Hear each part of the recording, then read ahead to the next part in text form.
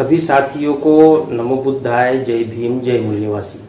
साथियों, पिछले कुछ दिनों से बहुत बड़े पैमाने पर सोशल मीडिया में एक खबर चली थी। वो ये थी कि मध्य प्रदेश के में डिप्टी कलेक्टर निशा बांगर, इन्होंने अपने पद से इस्तीफा दे दिया और ये कहा गया कि उनके घर पे उद्घाटन था, गृह प्रवेश था और वो बौद्ध रीति से होने वाला था और उसके लिए मुझे छुट्टी नहीं दी गई।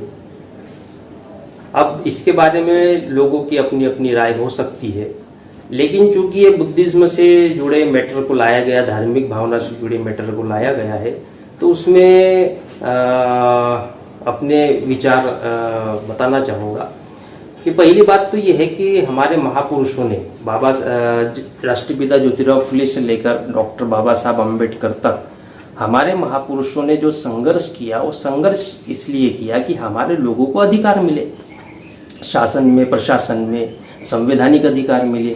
इसके लिए लड़ाई की और वो संघर्ष की बदौलत हमारे लोग जो है वो शासन में, प्रशासन में उनकी नियुक्तियाँ हुई। इसका मतलब पावर मिला, अधिकार मिला, प्रशासनिक अधिकारी यानी अधिकार मिला, उनके हाथ में अधिकार है। अब कोई व्यक्ति उन प्रशासनिक अधिकारों को छोड़कर इस्तीफा देता है तो उसके लिए कारण भी बड़ा होना चाहिए। जिन अधिकारों के लिए हमारे महापुरुषों ने 116-118 साल तक संघर्ष किया, उसकी बदौलत हमको शासन प्रशासन में अधिकार मिला, अगर उसको छोड़ना चाहते हैं तो कारण भी तो फिर उस लेवल का होना चाहिए। अब कारण दिया गया कि गृह प्रवेश नहीं किया गया और धार्मिक भावनाओं को आहत किया गया है, तो इसलिए इस्तीफा दे रहे। तो इस में उतना वजन नहीं दिखाई दे रहा है। अगर ये कहा जाता कि भारत में जो बुद्ध विहार है, प्राचीन बुद्ध विहार है, उनके ऊपर ब्राह्मणों ने कब्जा करके मंदिर बनाया, उन बुद्ध विहारों को ब्राह्मणों से आज़ाद करने के लिए इस्तीफा दिया जा रहा है, तो फिर बात में दम होता। भारत को बौद्ध राष्ट्र या बौद्धमय करने के लिए, प्रबुद्ध भारत का निर्माण करने के लिए इस्तीफा दे रहे, तो बात में दम होता। ब्राह्मणवादी व्यवस्था को समाप्त करने के लिए इस्तीफा दे रहे, तो बात में दम होता। ब्राह्मणी वर्चस्व को खत्म करने के लिए और समता, स्वतंत्रता, भाईचारे को स्थापित करने के लिए इस्तीफा दे रहे, तो दम होता। जैसे मान्यवर खापर्डे साहब ने दिया, मान्यवर काशीराम साहब ने इस्तीफा दिया। तो इन्होंने इस्तीफा किस लिए दिया? ये भी नौकरी पर थे। इन्होंने इस्तीफा दिया व्यवस्था परिवर्तन के लिए। तो इस बड़े उद्देश्य के लिए अगर इस्तीफा दिया जाए तो फिर वजन दिखाई देता है। वामन मेश्राम जी भी नौकरी करते थे, उन्होंने भी इस्तीफा दिया। फिर इस्तीफा देने के बाद क्या किया?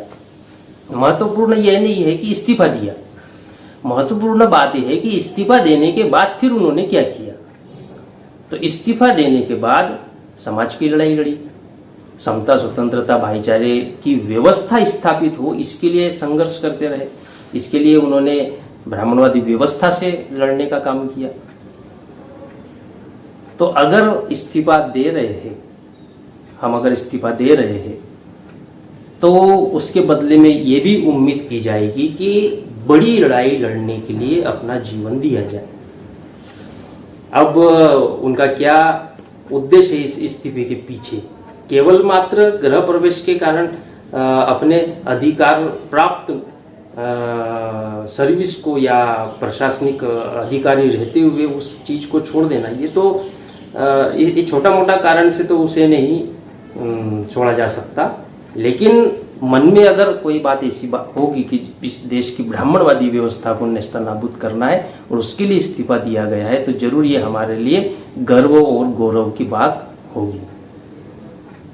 तो इस वीडियो में मैं इतना ही कहना चाह रहा था। आप लोगों की क्या राय है, आप भी कमेंट के माध्यम से बताइएगा। और ये कोई टिप्पणी नहीं है, ये केवल अपनी एक बात में बता रहा हूँ कि हमारे महापुरुषों ने जिस कारण से नौकरी छोड़ी, बाबा साहब अम्बेडकर ने भी नौकरी छोड़ी थी, जो उन्हें जज के लिए ऑफर आया था, तो उन्होंने कहा था कि अगर मैं नौकरी करूँगा तो फिर समाज के लिए समय कहाँ से दे पाऊँगा। तो उसके समतुल्य या उससे प्रेरणा लेकर अगर हम इस्तीफा देते हैं और जिस राह पे महापुरुष चले वैसा अगर काम करते हैं तो जरूर ये इस्तीफा सार्थक होगा, ऐसा मुझे लगता है। आपका क्या कहना है आप जरूर बताइएगा कमेंट करके।